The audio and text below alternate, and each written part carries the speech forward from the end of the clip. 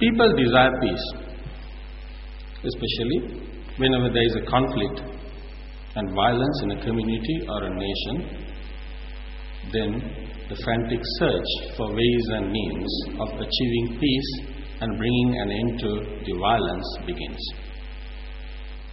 But often we fail to ask ourselves questions like, what is this peace? From where does it come? What is the cause of the violence? Hinduism strongly believes in the fact that outer peace is a manifestation of and sum total of inner peace of every individual.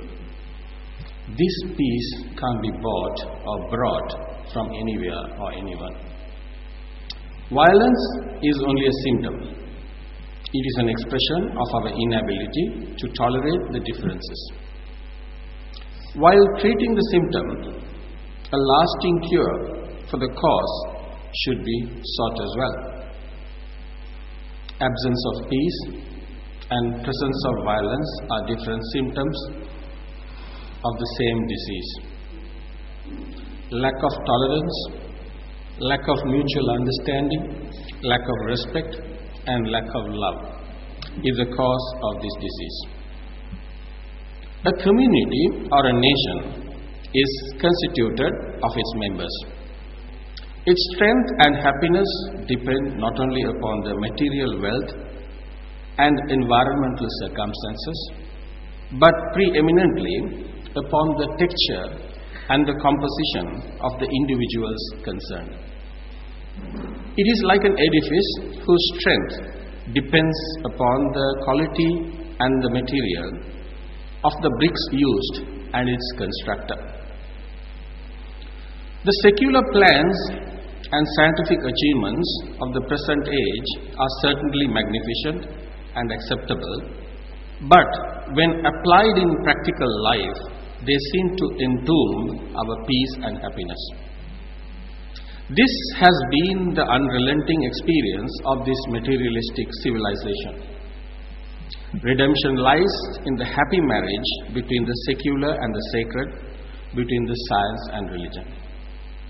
Until now, the scientists who have been sincerely working in the fields of economics, politics, and natural resources have failed to establish a scheme of living by which man can enjoy real peace and joy in life. The history of mankind have been a tragic sequence of repeated wars and revolutions, all of them fought in the name of peace.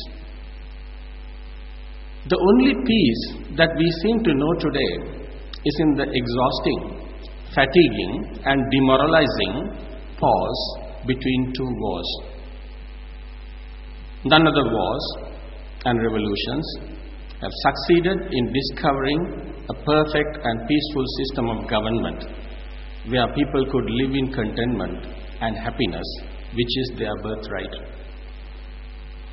When thus science pants in exhaustion, philosophy and religion come to its rescue, the religious masters tells us that the external pattern of objects can never remain constant for long in any given scheme formulated by man.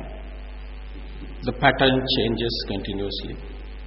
In this welter of change, the idea of a congenial living formula to maintain equilibrium, as envisaged by the revolutionaries, is a utopian dream as long as their attention is only directed towards the external world of objects. The solution which philosophers have offered lies in the development of the inner personality of man. Man comes to experience the world through a subtle instrument within him, which is constituted of the mind and the intellect. With this instrument, which gains the experiences, when this instrument, which gains the experiences, is itself defective and in disuse, how can a mere rearrangement and embellishment of the external environment provide any peace or joy in life? The goal of everlasting happiness can be reached only by revolutionizing the inner personality of man. The mind and the intellect of individuals